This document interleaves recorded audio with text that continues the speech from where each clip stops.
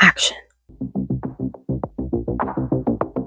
Animation is for kids, is what I'd say if I was stupid. I don't know if everyone remembers, like a couple years ago during that awards show where they introduced the animation category as like something for children. These characters hold such a special place in our hearts because animated films make up some of our most formative movie experiences as kids. So many kids watch these movies over and over and over and over and over and over and over. And there was all that uproar about how animation is just a medium of entertainment. It's just a form of storytelling and it's not restricted by any sort of demographic.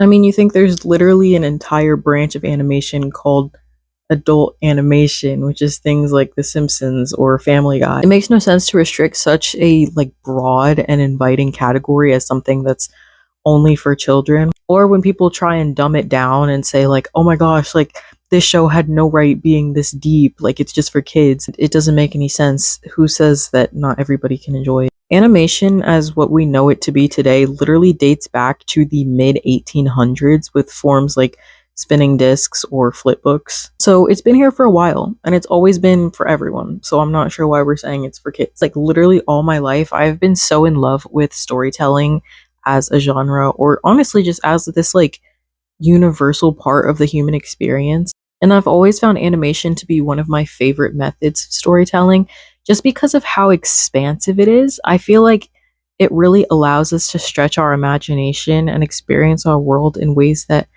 we never really could otherwise. I've always found it to be just like so captivating. Even as a kid, I knew how much work went into it. You have the writers, the voice actors, the animators, musicians, Foley artists. Literally so many people have to be involved in order for this to happen. And I feel like all of that comes together so incredibly when you enter a space where it's so easy to suspend your disbelief, right? Because I feel like we see in so many animated worlds, either they warp the laws of physics or reality in some way that is just so far from the world as we know it. But it's so easy and so natural to step into that reality.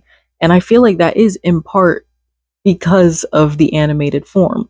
It's like stepping into a world where everything is possible and everything that you can potentially imagine is entirely feasible. And yes, it can be incredible to a child's mind, but it can also be incredible to anyone's mind. So today, I'm going to take a walk down memory lane and I'm going to go over some of the animated movies and shows that have like really, really deeply impacted me as a child, a teenager, a young adult, and really shaped me into who I am today, because animation has that power. It can leave a lasting impact, a lasting scar, literally anything. So let's get into it.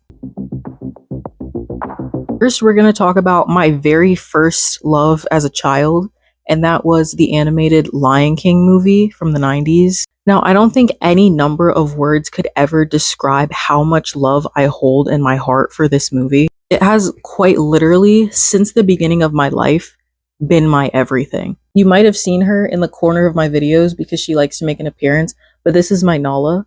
That's what I call her. She's my Nala. I've had her since the literal day I was born. A family friend came to the hospital to visit my mom and gifted me this as a little birth present. So I've had her, I want to say for as long as I can remember, but literally all my life. She has come everywhere with me. Every time I fly somewhere, she comes with me, and I will be buried with her. I love her so much. And it's actually really funny because I wasn't just interested in the movie because I had her. I got interested in the movie and then realized that I had her too. I've seen the movie probably like upwards of 100 times. I've seen the show touring on Broadway twice. I used to have like a ton of merch. I'm pretty sure I have little like figurines from the movie in my room. I have multiple Lion King posters. It's just, that whole movie is just everything to me. It's not even necessarily about the story. It was just, watching the movie just felt very comforting. It felt like home. It is a major film from Disney, so there were a ton of resources and time put into it. I've actually watched the behind the scenes like clips and stuff from the movie where they study actual lion anatomy and motion and everything in order to replicate it in the animation, which is another thing I love about animation, is how much time and care and effort and energy is put into literally everything. Because while, like I said, they do stretch the laws of reality and make things beyond our wildest imagination, it still has to be grounded in some familiarity in order for us to recognize it. The Lion King, it really meant so much to me. All of the songs, incredible. That entire movie is imprinted on my brain so heavily. I almost have rose tinted glasses when I watch it because I can still see it through the eyes of who I was as a child, because I'll watch the movie and I remember exactly how I felt watching it as a kid. This is so hard to describe, but in I Just Can't Wait to Be King, when they have that entire tower of animals, I remember seeing that, and like when I was a kid, I fully understood that that wouldn't be possible in real life because those animals are so heavy. But just being like, seeing like a swaying tower of African animals was so mesmerizing to me. Even as a kid, I recognized, I was like, this is art. The fear of seeing them in the elephant graveyard, the joy of seeing Simba and Nala dancing together. I loved it. Sometimes when I tell people that The Lion King is my favorite movie, like of all time, they're either like, what? And I'm like, why is that weird? Like, I feel like it's a great movie with a great message.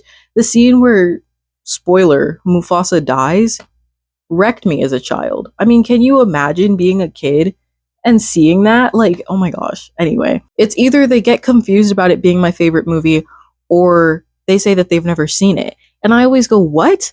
And I'm not trying to be in any sort of way like condescending or anything about that. If you haven't seen the movie, you haven't seen the movie. There's a ton of very popular movies that I've never seen personally, and I wouldn't want anybody to judge me for that. It's just so crazy because of how much of an impact that movie has had on my life that I cannot imagine where I would be without it. Where would I be without my Nala? I celebrate her birthday on my birthday every year as well. I actually remember one day in kindergarten at recess, I decided that the best use of my time was to lay on the blacktop, like the basketball court, and close my eyes and just like lay on my back and pretend like I was dead. And then when inevitably a bunch of teachers came over to ask like what was going on, I acted like I was Simba when he was dying in the middle of the desert before Timon and Pumbaa found him. And I'm pretty sure I like used his lines or something like that. And I was talking about how it was like so hot and I was dying. And they were like, it's not even hot out. Oh, I was such a weird kid. Anyway, I think that the most profound impact that that movie has had on me is it really, really instilled a love of storytelling in me from the very beginning. And I've talked about my love of storytelling and writing on my channel before, but it really started with this because The Lion King, it is based on Hamlet, which is a really good play. So it has a lot of very deep cutting themes of love and loss and identity and clarity and leadership and tragedy and recovery and family and friendship. And it's just such a strong narrative that I always tried to emulate it in my own writing. There's very strong archetypes. So you think of Simba very closely follows the hero's journey, which is something that I've studied a lot in my time as a writer. I really enjoy Scar as a villain because I feel like you can really see his intentions in a way. You can understand sort of how he might feel as somebody who was shunned from his own pride and separated from his family and how he might want revenge, but also seeing that his methods are downright diabolical. And of course, you get that very satisfying ending with his demise. You have a ton of extremely likable characters, and just overall, the story it's just incredible. I could go on and on for hours. I could make an entire video about that movie, and maybe I will someday, but not today. Pinja again. Now, just like The Lion King was my first love, My Little Pony was my first obsession. Anybody who knows me in person and knew me as a child knows that I did not play about My Little Pony. Now, I'm specifically talking about the My Little Pony Friendship is Magic era of the franchise. I did watch the previous generations of My Little Pony, and I think I did have like a DS game or something from it. But the generation that I mostly engaged with was the Friendship is Magic era. Now, when I say I did not play about My Little Pony, I mean I did not play. I got hooked probably at around 6 years old, and all the way up until I was 10, it was my entire world. I had the trading cards, I had like a board game, I had all kinds of merch. I knew entire episodes by heart. Like I could recite the entire episode. Every time a new episode would air, I would like cry, and then I would watch it. Sometimes I would call my friends over to have watch parties, and I would make them watch it with me, and they would start to talk during it, and I would be like, shh, my show is on. It was ridiculous. Probably the most insane thing about that time in my life was my school was having a talent show, so I decided that, of course, me and a bunch of my friends, we were going to do an Equestria Girls act. I got 5 of my closest friends. I had us all make outfits. We all got wigs, and we sang the cafeteria song from My Little Pony Equestria Girls, the first movie. And it was a great act. We rehearsed it like once a week in my basement. My mom like directed it. I do not regret it one bit. It was so much fun. And that show, I think the reason why it sunk its talons so deeply into me is because I am always the person who has held my friendships so closely to my heart. Especially in elementary school, my life pretty much revolved around my friendships. And obviously, because My Little Pony is about friendships and about building strong friendships, that show, it really just transformed who I was as a person. I gained so much of my personality from that show. Now, Rainbow Dash was always my favorite pony, hence why I was dressed as her in the talent show. And so I remember a couple of years ago, I was thinking about like what's most important to me in a friendship. And the first thing that came to my mind was loyalty. And then I thought about it and I was like, oh my gosh, that's because of Rainbow Dash, isn't it? And obviously, you know, I have grown as a friend outside of the show. Like I said, I only watched it up until I was about 10. But most of the things that I know about friendships today are because of that show. Also, similarly to The Lion King, I think because of the strong animation, the colors, the music, everything about that franchise is so well put together that I didn't stand a chance. Of course I was going to get obsessed. I don't think anybody expected me to get as obsessed as I did, but it was everything. And it breaks my heart even to this day to know that I never actually finished the show. I believe once we got to Twilight's friendship school, I slowly stopped watching because I think a part of me believed that I had aged out of it, which I now know is not true because I've recently started rewatching it and I love it all over again. But I'm a little bit hesitant about finishing it because it feels like if I finish it, then that chapter of my life will be closed. And I know obviously it won't be. You can rewatch media as long as it's available, but I don't know, like that time of my life was so sacred to me that I feel like if I finish it, I'll lose a part of myself. And also, I feel like the Equestria Girls saga, like the 4 movies I believe that they made for it, obviously everybody knows that it was just an attempt to sell dolls because, you know, whenever a franchise wants to make more money, they just make dolls. But I honestly feel like that franchise was so strong. And even though it was just an attempt to make dolls, they put a lot of love and care into those movies. And I think that it deserves to be a part of the greater My Little Pony story. You think friendship will save you? We will always return. Nothing will ever stop. Then moving forward, I have next Lolirock and Glitter Force as kind of together. There was a very transitional time in my life when I moved from my childhood home to another childhood home, technically. I was like 10. And during that time, it was a lot of moving back and forth between places and reduced stability in my life. And it was so nice to always have a show to come back to at the end of the day and pick up right where I left off and continue with the characters that I'd come to know. And Lolirock and Glitter Force were both there for me. I love those so much, especially because they were similar in the sense that they both had multicolor magical girls, which I love that trope. I'm a sucker for that trope. I will eat it up every single time. And I pretty much binge watched both of the shows, and so they didn't last that long. Once I was done with them, I still kept a part of my heart for them, but they didn't have like too much of a lasting impact on me, but they were definitely there for me when I needed them, and so I'll forever be grateful. And then I wanted to make a small mention to Tangled because it's always been so funny to me. If anybody asks what my favorite movie is, I will say The Lion King. But in terms of my favorite Disney movie, it's Tangled, which kind of makes no sense to me, but I don't know. It's kind of my default answer. Tangled was very, very integral to my childhood. I've watched the movie probably dozens of times. In the car that my family had when I was a child, there were little TVs that would come down from the ceiling and you could plug a DVD into the DVD player and watch that from wherever you were in the car. And I used to make my parents put in Tangled literally every single car ride, whether we were just going to like the grocery store or if we were, driving halfway across the country, I had to watch Tangled. And if it was a long car ride, I guess we would just be watching it multiple times. And so because of that, there are so many lines that I know from that movie just by heart. Like my favorite line in the movie is the call it what you will. Fate, destiny, a horse. It's so funny and I love it every single time.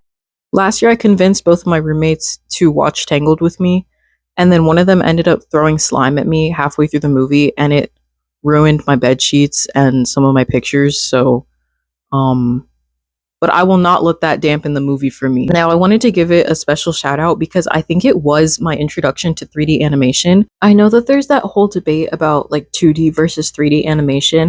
I think that definitely both of them have their benefits. Now, I'm not an animator, so obviously my opinion is just from the perspective of a viewer, but from what I've seen, 2D animation allows a lot more creativity and like weirdness, I guess, but 3D animation can be a lot more realistic and a lot more easily comprehended to the average viewer, I would say.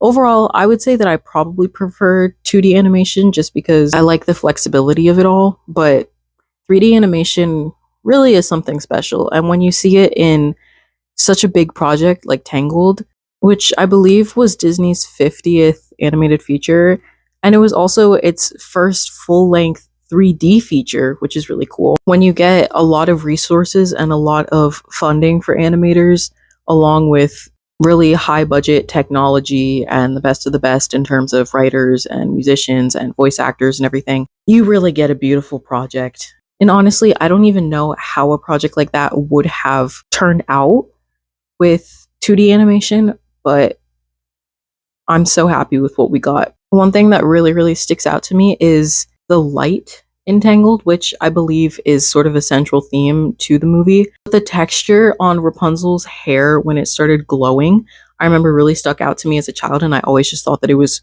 so gorgeous. It just looked like molten gold, which I believe was the point. The lanterns, when they released them, were just like a billion stars in the sky. I feel like you don't get that feeling watching something that's live action. You can see it and be like, wow, this CGI is great, or wow, these big sweeping shots are beautiful. But to be like, wow, somebody like drew that. Or I know CGI is like a form of art, but it's so different to see something entirely digital and just be like, this entire project is man-made. Like, that's so cool. Call it what you will, fate, destiny. A horse. Then the next thing on our timeline is Avatar: The Last Airbender. That show really blew me away when I watched it.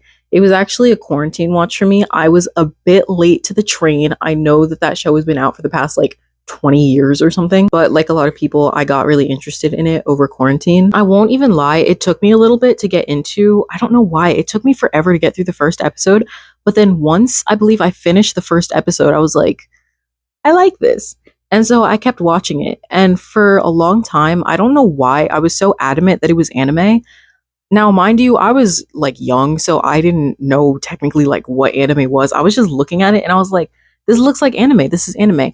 But then I did some research into it and I learned the difference between animation and anime. That actually kind of did introduce me to anime, which we'll get to in a little bit. I've always been so into the concept of the four elements being earth, fire, air, and water. And I feel like Avatar really embodied that really well. I loved the characterization of characters in each of the different nations. I loved how strong and resilient our main cast is.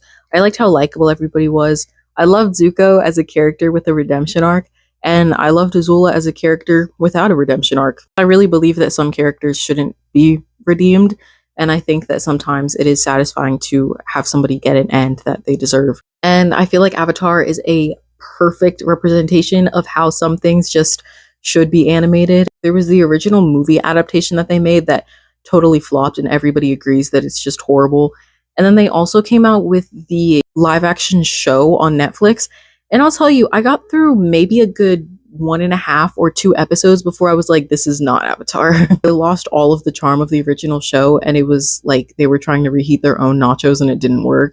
Everything deserved the flexibility, the fluidity, and the infiniteness of animation. It was a really incredible story, and it really hurt to see it damaged in the transfer between animation to live action, but I'll forever be grateful for that show and how it carried me through quarantine. I tried to get into Legend of Korra afterwards because when I found out, I was like, oh my gosh, there's another show. I have to watch this. But I couldn't get into it because the characters weren't the same. And I mean, they were like the same people and they were characterized well. But I remember I started watching the show and I was like, Katara is old, Aang is dead. It didn't seem right. I was like, I can't. Like, I was happy for Korra and everything, and I thought that the new characters were interesting and everything, but it just wasn't the same. My first girlfriend turned into the moon. That's rough, buddy. Then we have another quick honorable mention for Tangled the series. This was another quarantine watch, and it was actually recommended by one person who was in one of my virtual classes at the time, and she said that I should watch it, and so I did, and I actually did get addicted to it. I think that that soundtrack for that show has got to be one of the best soundtracks just across the board. It's 3 seasons of just straight hits. I think that that was a perfect example of an animated spin-off doing its original source material justice. Because I remember when I was younger, there were also animated spin-offs of other movies like Mr. Peabody and Sherman or Home that I tried to get into, and then they just didn't feel the same as the original, and I could never fully commit to it. But this show, I watched it straight through, no skips, no regrets, and I still regard this as like one of the best shows I've ever watched. I think in part because they were able to keep the original voice actors from the movie and then added Eden Espinosa and Jeremy Jordan, who are both like Broadway royalty. So you know the song slapped. They cannot go wrong vocally. I still play that soundtrack on shuffle probably once a month. Now my top 3 in that show are Nothing Left to Lose, Crossing the Line, and Waiting in the Wings. And because of that, you would think that Cass would be my favorite character, but I actually hate her. I thought she was very annoying the entire show, and her villain arc left much to be desired. But I think that also gives a really good comparison against Tangled when you want to look at the 3D animation. Now, I would argue that the animation in the original Tangled movie was more compelling than in Tangled the series, which would make sense because I'm fairly certain they had a higher budget, so it would make sense. Plus, they also had to support the longevity of 3 seasons. But I do think that it translated well, and I think that they were able to capture the essence of each character very well. One of the benefits of animation is you can portray characters and their respective character traits in certain ways based on their character model, right? Which you can't do that with people. You can obviously cast people for things that you want specifically, but in animation, you can mold and shape a character to exactly how you want them to be. And I think that that really contributes to the flexibility of the genre. Now for my final quarantine watch, this was something that I started getting into near the end of quarantine, but remains one of my favorite shows of all time, is She-Ra and the Princesses of Power, which is on Netflix. Now there's so many reasons why I love this show, but just to highlight a few: the writing, the characters, and the queer representation. So the writing and the story in that show is absolutely incredible. Even though it's not the absolute longest show, I believe there's like 5 seasons, that show manages to entrap you. That show manages to entrap you and completely engross you in its lore, in its world, in its magic system. I was so deeply invested to the point where like I felt like I knew these characters personally. They were written so incredibly well. I thought the animation was really cute too. I loved how everybody had that little like shadow on the bridge of their nose. I don't know why I love that. Every character had such a great arc, with the exception of Glimmer and Bow getting together at the end, because I truly believe that they had a perfect best friend dynamic, and I don't really know why they felt the need to change that, but everything else was perfect, so I can overlook it. I loved Catra and Adora's arc as friends to rivals to lovers. Catra's like, "Hey Adora" line throughout the entire show was just such a good through line, and I loved it so much. I would giggle every single time she would say that. I could go on and on again about how much I absolutely adore Catra. She's my profile picture on probably 10 different sites. I love her so much as a character, as a villain, as a redeemed hero. And then obviously I absolutely love the queer representation. I remember there being a non-binary character, and then obviously Catra and Adora are lesbians, and they are our sort of central couple in the show. Two of the princesses are also lesbians and they're married. And I love shows that manage to incorporate queer representation without making it like a whole big deal, you know, like without being like, oh my gosh, these two girls are kissing. You know, it's just sort of like, oh, look, there's a straight couple and there's a gay couple. Obviously, I also do love storylines in which, you know, being queer is a central theme, but I think it's also really nice to just see it done naturally. My only qualm with this show is that it was like TV PG. And I honestly believe it was nerfed by that rating, because if it had allowed a little bit more maturity, I think it could have been so much more. Obviously, they could have upped the stakes with like major character deaths and everything.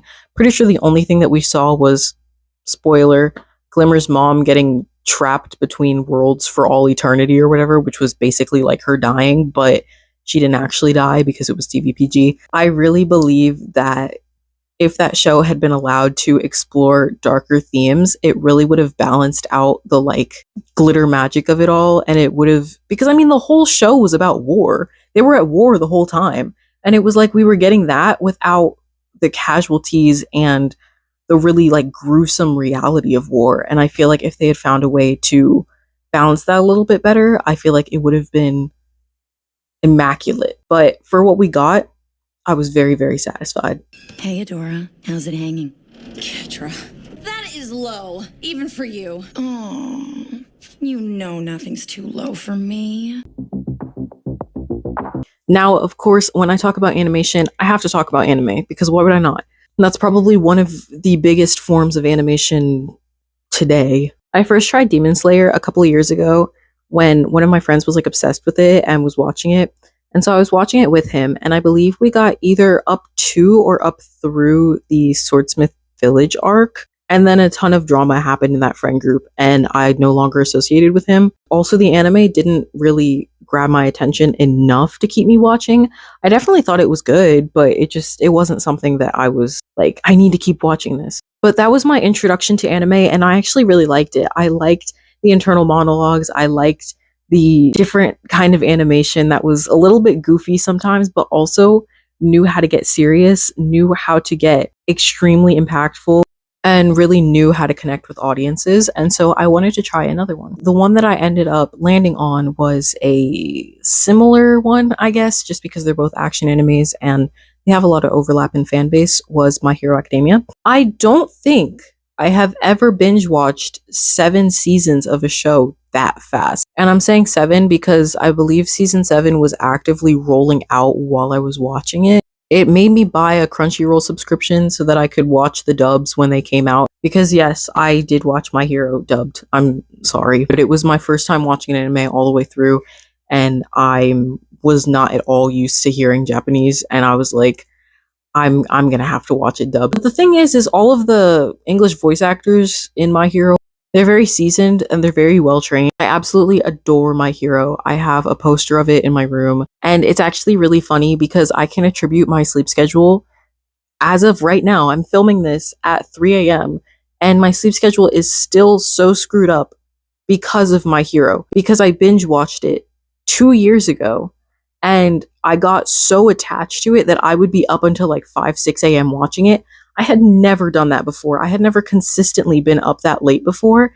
And because of that, that's carried over into now. And that is the reason why it's so difficult for me to go to sleep now, because I was up every single night watching it 2 years ago. So that's crazy. But honestly, it's worth it. I know I keep mentioning the stories, but My Hero is so equally character and plot driven. Because one of the things that I realized in My Hero versus my experience watching Demon Slayer is, in Demon Slayer, I could maybe name like the main characters. I knew like Tanjiro, Inosuke, Zenitsu, but I would forget all of the side characters' names. I know Rui.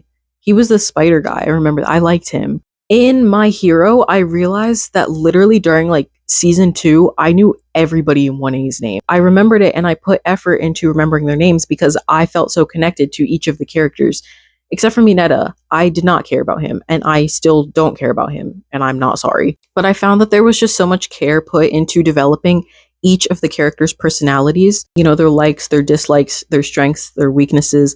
I felt like that was so important, especially as an anime with so many background characters. It would be so easy for them all to just kind of like fade into the background and blend into each other. But even like class 1A and class 1B, I felt like everybody had their own very distinct personality and made them all just so lovable. That's why that's one of those fandoms where you can find stans or ships for pretty much every character in the show because they are all equally important. And even though, like I said, one of the things that I do enjoy about anime is the fact that it's so unabashedly out there, I find the story of My Hero to be absolutely compelling. The fact that they were able to carry it out through all 8 seasons is honestly astounding to me. I know that there are some arcs like My Villain Academia that some people just really don't care about, or even some people don't care about the sports festival, which is crazy because I love the sports festival. I absolutely adored that the conflict and the plot tended to grow with the characters, and the plot never really felt stagnant to me. It felt like there was always something going on, and it never felt like it was dragging. It never seemed like they were running out of ideas or like the manga and the anime were just like running on for profit. It never felt that way. It genuinely felt like there was more story to tell and they told it. The animation itself is extremely strong. And even though I do praise anime for being, over the top sometimes, I do feel like My Hero is very grounded in its world building and in its central conflict, and honestly what it says about both their hero society and our society at large, what we tend to idolize and our motivations for doing good, because it calls into question the ideals of what makes a person truly good. Do they do it for their own benefit? Do they do it to help others? And that's why I really do believe that Izuku does represent a like perfect protagonist. He felt very well motivated while also being realistic. It wasn't that he was this unattainable hero that was just doing all of this and trying to save people because he's like this perfect person who can do no wrong, because he did do wrong. He put saving people so high above his own needs that he was willing to like in every single battle if it meant saving like one person. And I feel like that was like a core fatal flaw of his, and it was explored beautifully. This honestly might have been one of my first ever times where a main character was actually my favorite character in the franchise. Usually it'll be like a secondary character or a love interest or something who ends up being my favorite, but in this case, Izuku all the way. Although I do have a Mirko cosplay, so she's like a close second. Only 2 more words to say on this topic. Plus ultra. No one blink! Go to hell! Go to hell. And then my final and most recent addition is Arcane. Right? Like, Arcane really needs no introduction. It is the pinnacle of modern animation. It really changed the game, I feel like. It upped the stakes for everyone. Again, it took me a little bit to get into. I think it's because I knew it was going to be such a big commitment, because I started getting into the show right after the 2nd season ended. I didn't want to get into it at first because all that I knew about it was associated with League of Legends, and I'm not the biggest League player. But once I started getting into it, I understood why it had such a strong fan base and why it had such like a cult following. It really, really felt like I was just like stepping into an entirely new world. And obviously I've said that for a lot of other things, but the world of Arcane is so well developed visually, socially, politically, like everything, that it truly is its own universe. Like, I could see it being an alternate universe out there somewhere. It was governed by its own like self-contained set of rules, and every character played their part. And I feel like it really was the grown-up, matured version of She-Ra, which I mentioned previously. It was able to show those happy, moments and the really intricate and interesting magic system, but it was also able to show the casualties and the less glorious side of war. It was able to show interpersonal conflict, and the show had a body count. There were a lot of deaths, and it had that like emotional pull that I wanted from She-Ra. I love all of the symbolism that the animators put into crafting the show. I'm sure you can look up like compilations of like parallels in the show or like little hidden Easter eggs and stuff like that. And it's like, there's just so much love and care put into the show. I've seen people recreate scenes from the show with like their own rigs and everything, and it's insane how much effort went into just like 5 seconds of one scene. Jinx as a character means absolutely everything to me. I'm planning on getting her cloud tattoos like on my right arm.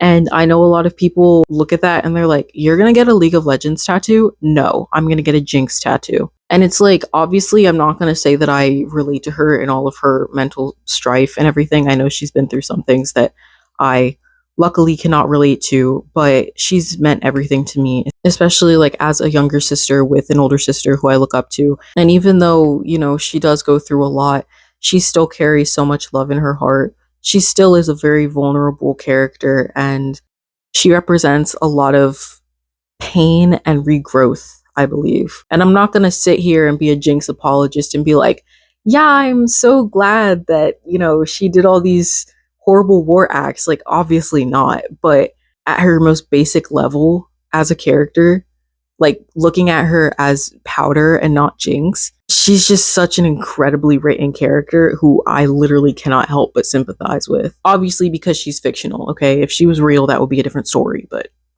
that's again a story for another day. And obviously, I've seen a lot of critiques about the story in season 2, and I do agree that it went downhill, but I do still think that there are some great elements of season 2.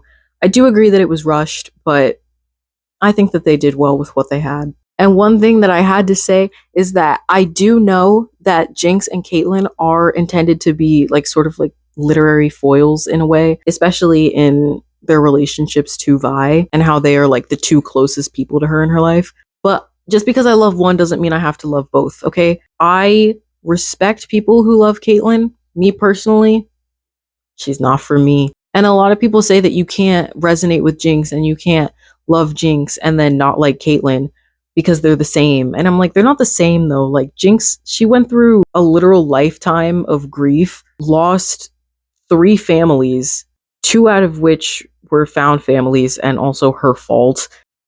Caitlyn lost 1 person and then was suddenly like, nobody knows what I'm going through, and becomes like a fascist dictator. And I understand she was manipulated by Ambessa, but at the same time, like, girl, slow down, slow down, go talk to your dad. Like, what are we doing? Jinx had nothing. Like, Vi was literally locked away in prison. She was completely on her own from age like 10 or something. Caitlyn was a grown adult doing all that. Anyway, I really do feel like Arcane, like I said, it changed the game for animation, especially 3D animation, and it showed new limits. Like, that show was gorgeous. And so now that I know what Riot can do, I'm expecting a Valorant show of the same caliber now. You see this look on my face? This will always mean it's time to shut up. But And so I wanted to give a little shout out to the 3 animated characters that I will love always and forever, with those 3 being Katra, Jinx, and Izuku. It's so funny because when I told one of my friends that, she was like, "What is Izuku doing there?" And I was like, "What are you talking about?"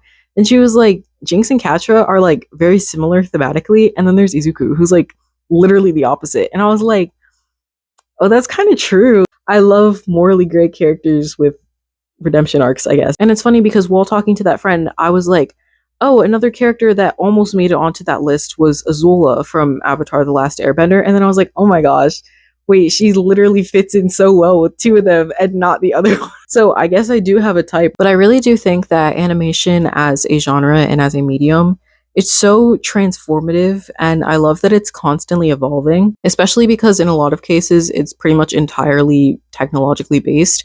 And so as that technology improves, so too does the art. And we're always seeing like new art forms pop up in these different animated forms. Think about like the Spider-Man Into the Spider-Verse series. That animation is insane. It's unlike anything we've seen before. And I love how mainstream it got. It really gave animation that attention that it really deserved. There's also a bunch of different games, whether they're mainstream games like I mentioned, Valorant, or even a bunch of indie games that are coming out that have new and innovative animation forms. And I absolutely live for that. Whether it's more on the abstract side or the realistic side, they're always coming up with something new, and I absolutely love to see it. All in all, I really just believe that animation is magical, in part because it allows us to view our world through a viewpoint that we never could with live action filming. It really just like expands and stretches the bounds of reality and the realms of possibility. It just so instantly invents this world where everything and anything is possible. It's like being able to just jump into a world of your own imagination. Like, that's literally what it is. That's part of the reason why I love visual art so much, because it can represent things that we could never say with words. It can portray complex themes, ideologies, ideas, just all kinds of things. It puts it into this beautiful form that can be enjoyed by literally anyone. And so, because of how much love I have for this art form, it's very disheartening to see major studios like Disney, which once came out with incredible films, now coming out with just constant remakes and sequels and everything, and they're just not coming out with any new material. There were things like Wish, which didn't really get the best response from audiences for good reason. There were also other projects like Encanto, which were incredible, and I think it was because of the originality of it all. You got incredible artists and incredible collaborators like Lin-Manuel who were able to bring this completely new project to life. While I did see a lot of people that weren't satisfied with Encanto, they felt like it could have been more, I was perfectly satisfied because I felt like it was something new. It was something that we hadn't seen from Disney in a long time, if ever. I thought that it was so immersive, and I felt like it really showed what we're missing out on. We know what they can come out with if they just fund the right creators, so I'm really hoping we see more of that in the near future. There are even movies coming out still, like Elemental, which was another 3D animated movie. I believe that was Disney Pixar, and it was actually really good. They just didn't market it. I remember I had to wait until it came out on Disney Plus to watch it, and when I did, I was like, this is really cute. Like, why did they not market it? I don't know, maybe because they don't have much faith or much confidence in their original works, and they feel like they have to rely on their older things, not realizing that that's the exact opposite of what their audience wants. And while preparing for this video, I realized that I don't even know if any live action shows or movies would come to mind if somebody asked for my favorite. The first thing that would come to mind would always be something animated. Honestly, I think that my main message here is support the arts, support artists. Even just like animators or artists on Instagram or TikTok, I absolutely love when I stumble onto like Art Talk and I'm finding all of these new creators. I especially love it when animation memes get really, really popular and they spread across fandoms. Like, if you think like the recent Bang Bang Bang meme, or even like Sinking Town, when that kind of hit like every fandom all at once. I absolutely love seeing that. I love seeing artists coming together and creating something with like a similar goal. I think that it's such a cool art form. Forever sad that I can't animate. Who knows? Maybe I'll learn it. I made a tree in Blender last year, so who knows? A second animation channel coming soon. No, I'm kidding. But honestly, if you're still here, thank you so much for sticking around. Thank you so much for all the love of my last video. I know I keep saying this, but dang, I was not expecting all of this love, but thank you guys so much. Nala says bye-bye. I don't really have an outro, so bye.